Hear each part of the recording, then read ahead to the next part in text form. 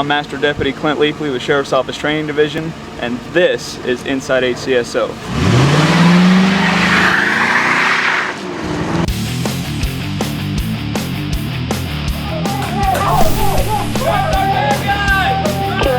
QF 47 and 37 are dispatched.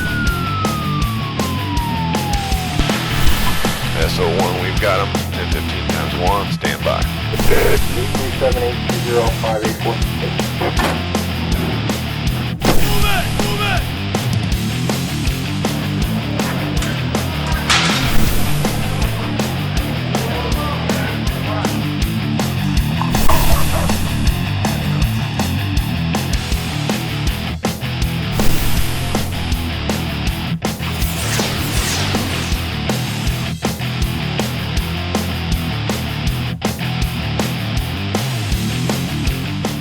Here's some of what's ahead on this episode of Inside HCSO.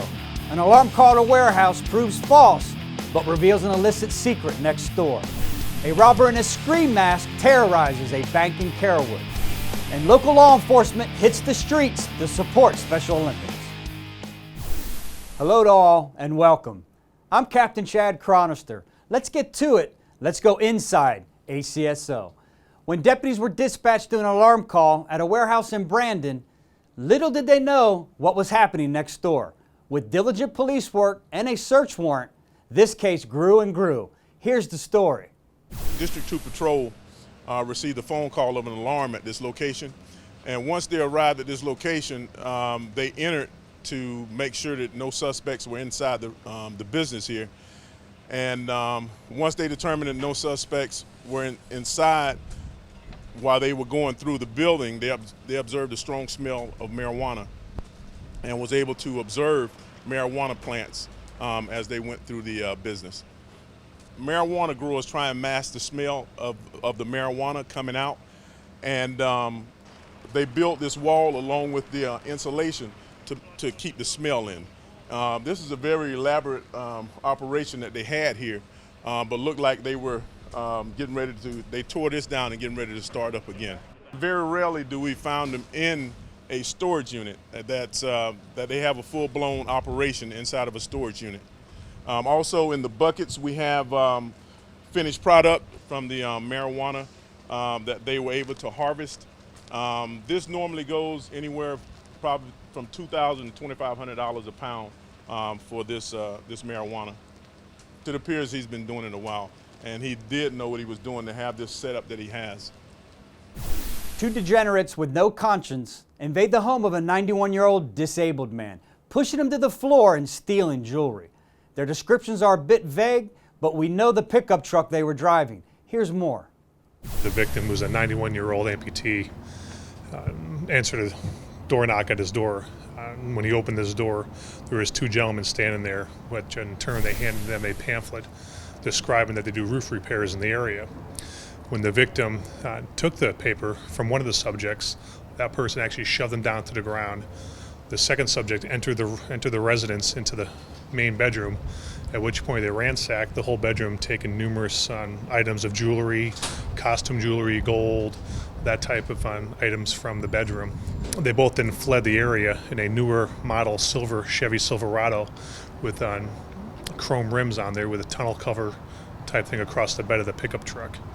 Our victim is describing these subjects as one being a Middle Eastern type accent male, the second being a Hispanic type male in their mid-30s, early 40s, about 170 pounds, 5'7", 5'8", both in the same demographic area. The best resolution for this case, one for the sheriff's office, two for my victims, would have it ended with both these suspects in handcuffs on their way to jail. A career criminal convicted 19 times in the past 16 years gets out of prison and starts peddling dope and stolen goods on the streets of eastern Hillsborough County. Our Patrol District 2 street crimes units had something to say about that. Take a look. We just completed over a month-long investigation. It all started with a traffic stop. A guy rolled a stop sign. We were able to cultivate him as a confidential source. The source was able to identify a subject named James Clifton, who was trafficking in methamphetamine down in the Claremelle area. We continue to do our investigation, and we're able to purchase methamphetamine from Mr. Clifton. When we served the warrant, we were able to do some further investigation, and we had reason to believe that there was more methamphetamine inside of his residence. District 1 Street Crimes assisted us with serving that search warrant, and in doing so we were able to seize approximately 18 grams of methamphetamine, a firearm with a obliterated serial number, and approximately 500 rounds of ammunition. In serving that search warrant, we also observed some items that we believe to be involved in a District 4 burglary, and wrote an additional search warrant for the house for stolen property. At the end of the investigation, we were able to seize about $8,000 in retail clothing with the tags still attached, an assortment of tools that we believe were taken in trade by Mr. Clifton in exchange for methamphetamine. We were glad to get a violent felon off the streets.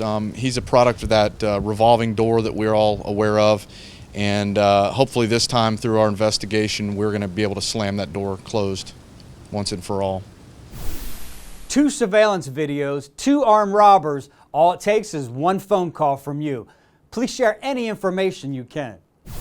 Here, a man burst into the Bay City's bank in Carrollwood right after it opens.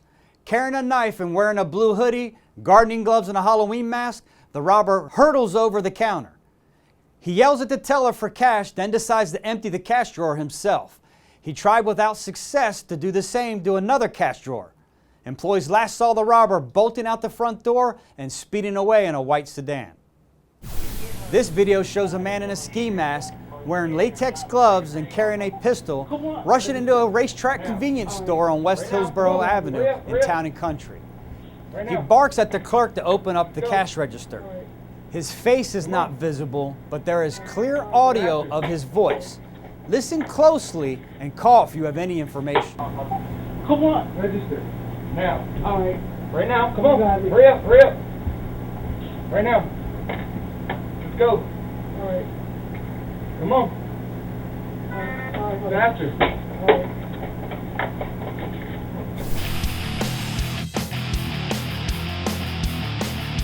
27 years ago, someone brutally murdered a college student in Ruskin. Help us help the family find some closure. On Tuesday, July 5th, 1988, 19-year-old Marcia Ann Basinger was last seen by her younger sister sunbathing on a dock at the rear of her parents' property in Ruskin while home on break from college. Marcia's mother returned to the home located at 1721 27th Street Southeast in Ruskin around noon and found her daughter deceased in a recliner chair within the family room on the first floor of the residence. The victim suffered from upper body trauma. No one else was home at the time of the incident, which was estimated between 9 a.m. and 12 noon. A neighbor originally reported to detectives that she observed a red in color El Camino or Ranchero-style vehicle within the Basinger's driveway at approximately 10:50 a.m., which then left around 11 a.m., but returned seconds later to allegedly circle around the property and leave again. The neighbor could not provide a suspect description as to who was driving the vehicle. I'm Master Detective Greg Thomas of the Hillsborough County Sheriff's Office Homicide Section Cold Case Unit. Many leads have been followed up, as well as an extensive criminal investigation into this senseless murder. If you have any information pertaining to the murder of Marcia Ann Basinger, please contact the Sheriff's Office Cold Case Unit at 813-247-8678.